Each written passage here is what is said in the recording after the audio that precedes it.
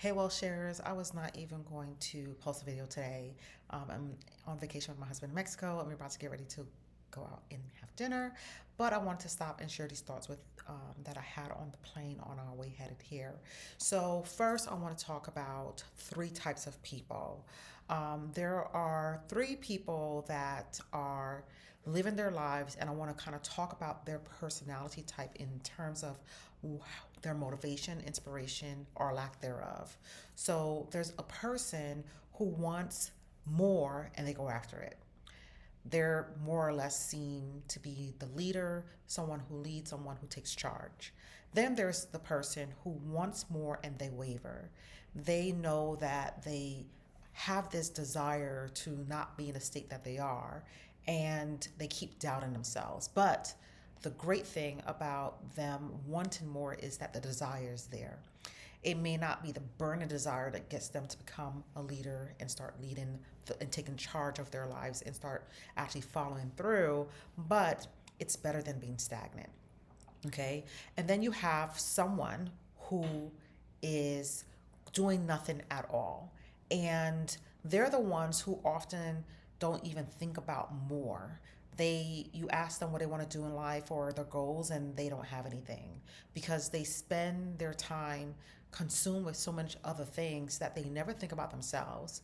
And that is where they can actually start to lose themselves. They can lose their purpose. They can lose the idea of the concept that they actually want, which is to do better. And the great part about each one, like there's something good about each one.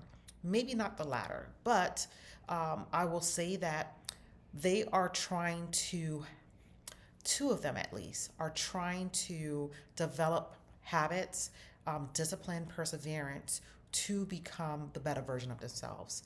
They recognize that they are someone who doesn't want, you know, what they saw growing up, or they don't want to struggle.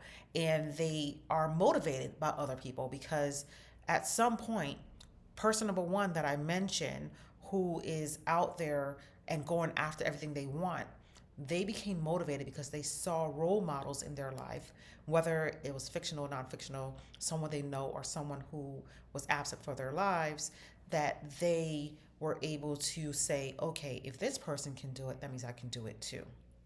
The second person, they are influenced by others, but they have so much self doubt that they do not allow themselves to do more. So they might have this idea to start this business, and this business can really change the trajectory of their family and themselves, but they keep having this fear that I can't do more. Why me? There's no way I'll be successful. Business people, they start a business, they fail, and that's going to be me, right? They have all these reasons of why they cannot do the task. So they are not person number three who's absolutely thinking of nothing. They're not person number one who's out there actually being a go getter. They're in the middle. And I see great qualities in those people because they are actually recognizing there's more to life. Because there are people, and I'm not bashing anyone by any means, but just kind of showcasing the different structures of how people operate. And this is all what God has allowed me to understand. People have move a certain way, right? You have people who are leaders and people who are followers, but the people who are followers can become someone who's a leader. So there's so many different ways that these types of people can facilitate their lives, but the ideal thing is not to be person number three. So person number three, they literally have no ambition, they have no motivation. They're what you call in mindset a fixed mindset. There's no change in them. They think, woe is me. They think, the world is out to get them. If it's time, if they even decide to start a business, like that's nothing I've seen someone do, so it's not even a factor. Like there's nothing you can tell them that can change them. Whereas person number two, who wavers, they have some form of belief. They have some form of faith. And even though it may be a speck of faith, it is more than not having any at all. Because people who don't have faith in something don't even think about making any shifts. They don't even think about going after something different. So if you grew up poor and you know, you could go about it three ways. Now I'm thinking about it, right? You could be person number one who goes out there and you are just someone who is going to, by any means, make sure that you're not ever poor again and your family's successful and they're thriving and, you know, their income is high, their debt is low, you know, they have properties that, you know, or whatever they're doing, they're investing in stocks and, you know, trading, all those, you know, different ways of bringing in income. And they are making sure that they're not ever in a situation where they feel poor. Where person number two, in the instance of someone who grew up poor, they realize there's other people out here that's doing things, which means that I don't have to stay this way, but they still don't really know where to go, but the thought is there.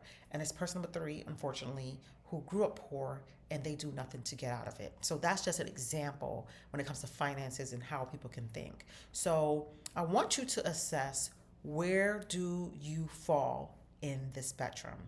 Are you person number one, two, or three? And if you are person number one, I would love for you to drop in the comments what was the pivotal time in your life that caused you to shift. Person number two, what is your why? And person number three, why aren't you doing anything? I don't know. It's one of those things where I think at some point we have to make an assessment of our lives. And one of the things that I love about the platforms that we have now, where people get to share and inspire others, is that it gets people to think. So share this with someone that you feel that is in either bucket.